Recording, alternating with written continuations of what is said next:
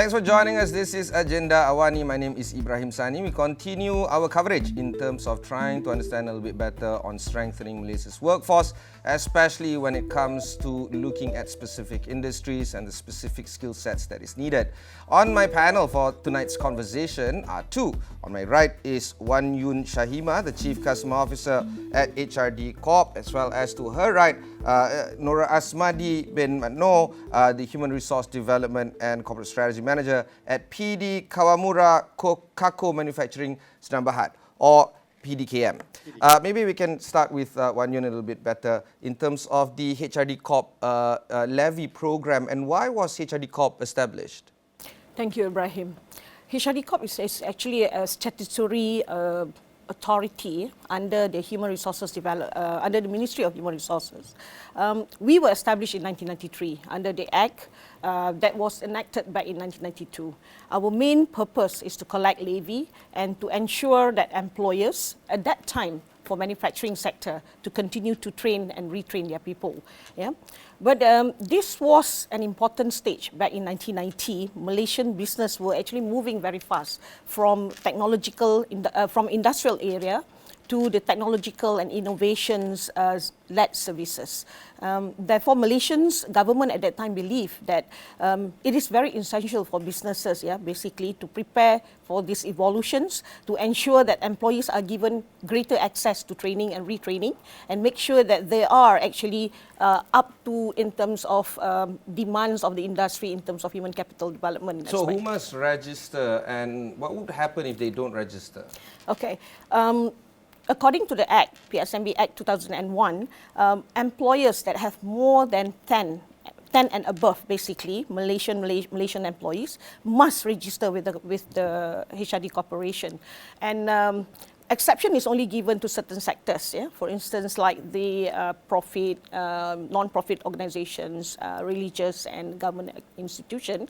And if they don't, basically, there is an Act, under the Act, there's Section 13(1) that impose some fine that is not exceeding 20,000 or imprisonment or both of maximum of 2 years.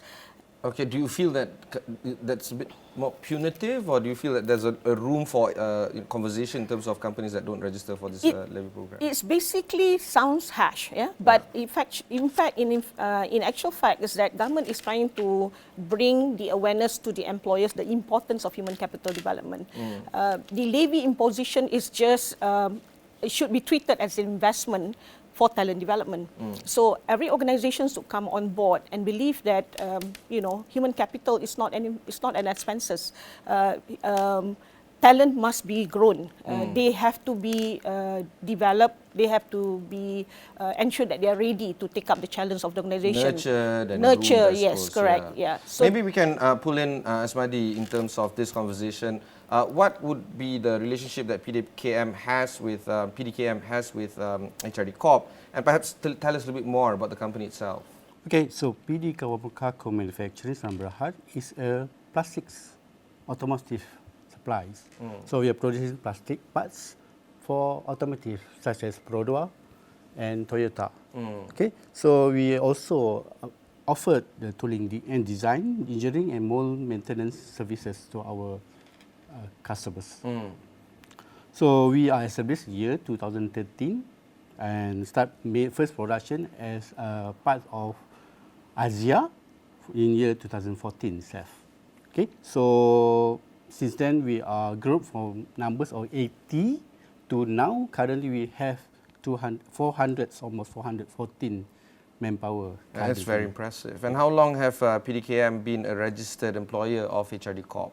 Since beginnings. We do collaborate since the beginning. Perhaps is since HRD F itself.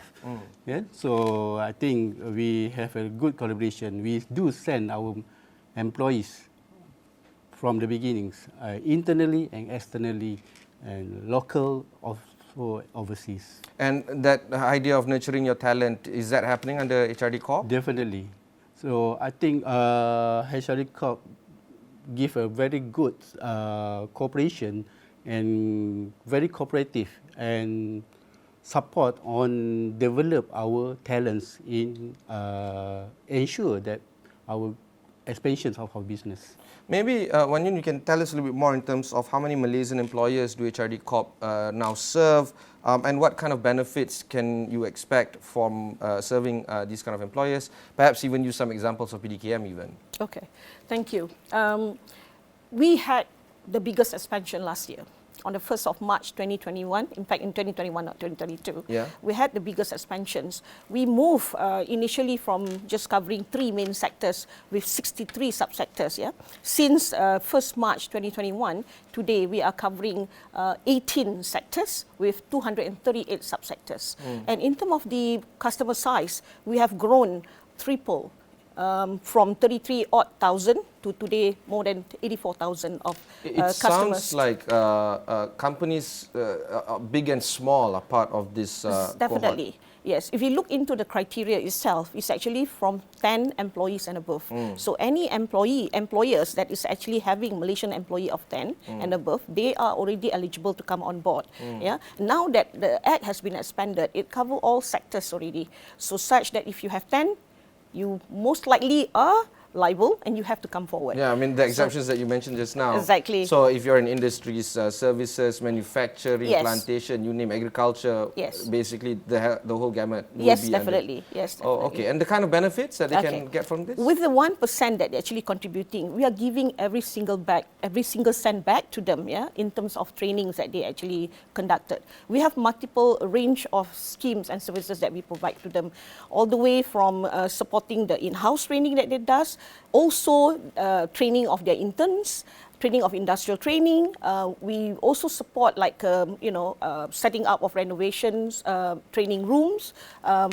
We have also some program that's specifically looking at the apprenticeships, recognition of prior accreditations, So we does a lot of programs to ensure that customers of ours benefits wholly from the levy that they contribute, basically. Maybe the relationship that PDKM has with HRD Corp and the kind of benefits that they have been getting. Very interesting. PDKM has been with us for many years. In fact, manufacturing is actually the first sector was come on board. The Act was enacted back in 1992, and we started as a Human Resources Development Council then in 1993, focusing on manufacturing. So PDKM should have already come in by then, and they are very active in the sense of the programs that they've been sending the people, their own resources, whether for external training, also for internal development, and also looking at the skill-based workforce of theirs, making sure that those, for example, like the operators who have been working for so long, but they don't really they don't have certifications. So we actually assess we have a scheme that actually assess their competencies, and with the Department of Skill under the Ministry of Human Resources, they will be certified under Malaysian certification standards. And this training is up to date because now we're talking about AI and automation and the likes. Yes. And it's basically up to speed in terms of what the market requires right now. Oh yes, yes. In HRD Corp, we are very concerned about what our customers are, looking at. So we have direct engagement with the customers, getting feedback from the ground as to the growth of training. In fact, the methods of training change. We, as and when our industry have grown, more industry come on board. We need to know, in terms of what best in terms of training. So definitely, digitization is one of the focus within HRD Corp. We support programs such as big data, big data analytics, AI, Industry 5 now, and in fact we have also special programs to drive SMEs in adopting into Industry 5.0 now. Maybe Asmani, you can share with us in terms of the importance of training and learning inside the company, and perhaps the kind of relationship that you have when it comes to HRD Corp's other initiatives and how that has helped the company grow in your talent management. So basically, the growth of the companies nowadays are very crucial in order to remain competitive in the markets. Of course, the set of grades and talent workforce is a must. It's not optional anymore. So PDKM is still new in this industry, with less than 10 years.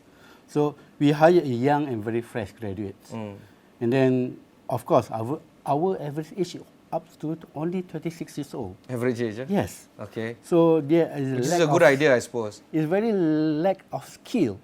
So by engaging HRD Corp, sending our fresh and green staff or employees, so it's a shortcut for us. Okay, so we cannot wait another 10 years to grow. Company need to expand very fast, in order for us to sustain business. Yes. So, the shortcut is to send for trainings, to develop their skill and upskilling.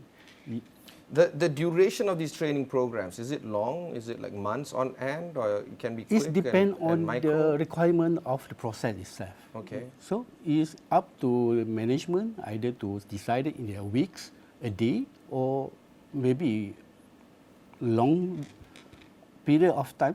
Is depend on the particular requirement and of course the agents of training itself. The idea of academia right now is that they train students at every level, either technical, vocational, diploma, degree, to a certain specific requirements of that particular learning institution. But when they enter the market, when they enter the workforce, the requirements can be different slightly. I'm sure PDKM requires a specific training that requires slightly different from what they learn in school. Do you feel that that gap can be closed further by using HRD Corp's levy program? Definitely, by sending our staff through the HRD Corp funding, so we can close the gap as soon as possible. Because since we already identified which the gap we need to rectify as soon as possible, to ensure that our staff can deliver their tasks fast, even more efficient. Do you want to share a little bit more about the experience? Yes, I'm eager to share with you. Go ahead, basically because you see in HRD Corp, one of the concerns that we have is actually to make sure that the ecosystem of training is actually complete or effective, in other words. Yeah. So while we gathering some of the inputs from the grounds in terms of what are the requirements for specific industry competencies, skills that they need, we also need to make sure that the programs and the providers is actually there to actually support them. So we have our internal programs. A lot of research has been done. One of them is industrial skills framework that actually look into the industry and making sure that okay, what are the most important competency that is required according to the job professions that is important for that particular industry. And with the tripartite, with the captain of the industries, and also academia and also providers that come on board and develop programs to suit that. Yeah, this is to bridge, like what mentioned by JID just now, basically to bridge some of the gaps in terms of what the university is producing and what industry is actually needed in terms of them performing the job. So we provide that kind of advisory, though we don't micromanage employers in the sense of how many hours of training they should do, but we encourage them to take up certification programs, program that is actually will increase, upskill the employees in terms of competency and also knowledge of them. That would require HRD Corp to talk with the employers. Yes. A lot of times at different levels. Oh, yes, try to definitely. understand their needs better, what you guys can offer, and perhaps there would be some shortage on your end in terms of providing what you need to offer as well. Okay, this is the interesting part. When we grow, our customer base grow. I mentioned about threefolds the past 3 years. We also grow in terms of size of the organization itself. We need to have a touch point all over Malaysia. And today, we are sizable in terms of the size of manpower that we have. And we adopt technology even within HRD Corporation itself. We are looking at adoptions of even AI, artificial intelligence, to assist us in actually processing of our applications, So I'm happy to say that today, grantings of conditional approval has been done within 24 hours.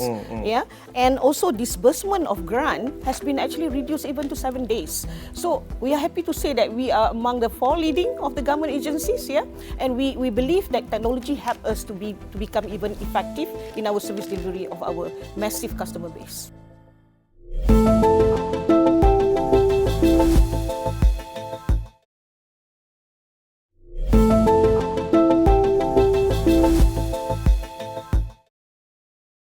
Let's talk a bit more about small and medium-sized entrepreneurs, employers, and the apprenticeship training fund scheme under the minimum wage program. Let's learn a little bit more on that point, because I think the SMEs out there listening into this conversation would like to learn more about the apprenticeship training fund scheme program. Because that would help them equip the talent even further. Would that be an extra cost to the employers? For the apprenticeships program, basically this is actually a funded program from the government. We have both parts. We have the government portions and we have also the levy parts to assist in terms of the allowances that involve. But in that situations whereby we give a very specific apprenticeships like 24 months kind of a programs to them, so that it's specifically looking into developing talents, skills into to meet a certain job professions, you know, that they have to go through that. But do they get a cert or something at the end? They do. They got certification at the end, and this definitely is a recognized certifications. And when we talk about these apprenticeships programs, we give. Basically, we are trying to assist very much the SMEs, to come on board. But really, what we are hoping is that the SMEs to also not just use, not just contribute, but rather using levy. And kita basically we have a lot more than just that scheme. We have a lot more other schemes as well. So what we are actually enticing is that for the SME to use the levy and find the suitable programs for them, or get advice from us. How would they be able to actually... I was about to say that, because sometimes they don't know what they don't know. Exactly. And you have, let's say, 10 options, they're not too sure which one is which. Right. So you provide that consultancy? Yes, we do. We do. We have engagement officer by industry who look at the big and the small, and we give them advice as to how can they plan their talent development within the organizations. How familiar would you say that these officers are in terms of advising these employers? Are they familiar with the industry? Do they have some sort of background to it? We, as I mentioned to you just now, we expanded. We bring our talents from the industry. When they come on board with us, of course, there's certain criteria that we're looking at in terms before we actually put them on the ground. Familiarity of a specific industry. Exactly, and product and services. So we bring them, we onboard them with all the product and services within HRD corporations, and we actually prepare them for the industry that they are actually serving. So we call offices all over Malaysia. We have in Central, we have all the regions, basically the Northern, the Southern, and also the Sabah and Sarawak. And we actually now in the process of even putting in extra specific access to certain district base. Because we are putting a customer touch point in some of the district that is actually far from the center part or the city, basically. So we are doing that. Okay.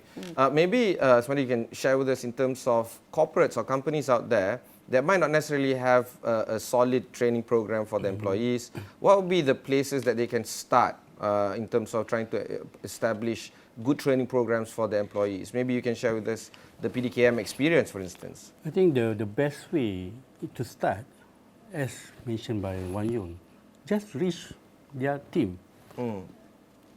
Just open the website and get there is a lot of knowledge inside. There is a lot of information that we share. Can I say that it's very self-explanatory, very user-friendly.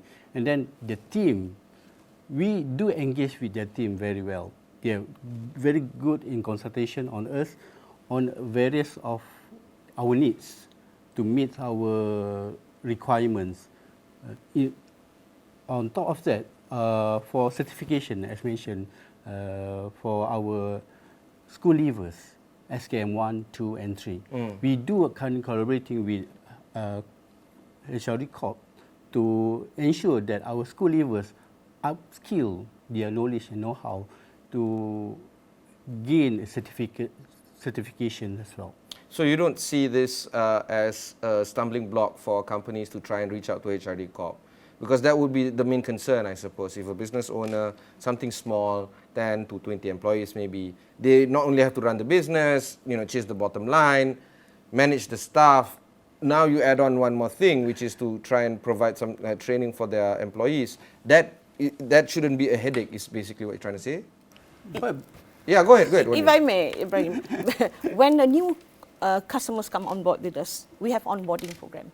In fact, we have pre-onboarding before they even come on board with us. So to give them what are the value propositions that they will get when they come on board. When they come on board with us, we have onboarding program. We onboard them with the responsibility, with the value proposition that we offer to them.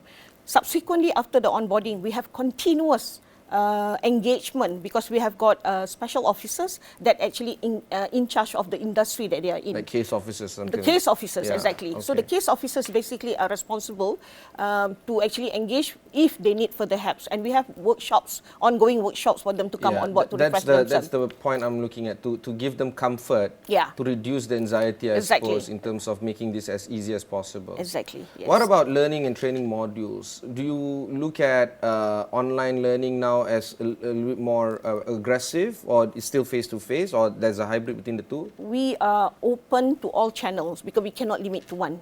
And more than ever, since the pandemic, we introduced what we call a e-latte.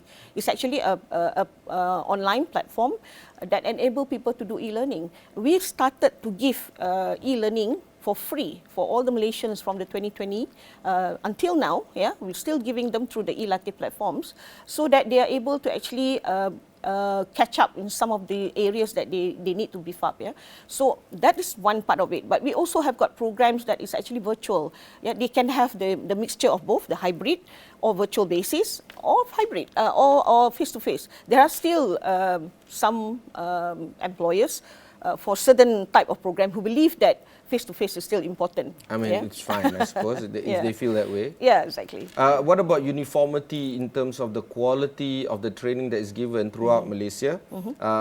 Is there a situation where if an employer is based in, say, Klang Valley, they would get the best kind of tutor as opposed to, say, other regions in the country? Or is it going to be the same throughout, because some companies have branches everywhere in the country? Very interesting, Ibrahim.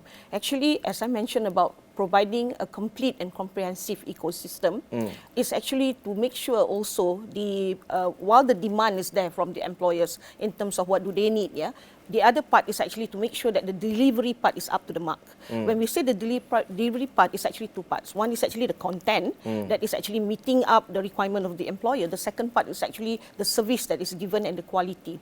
So in HRD corporations, we are very concerned about the delivery of our partners, in this case the providers.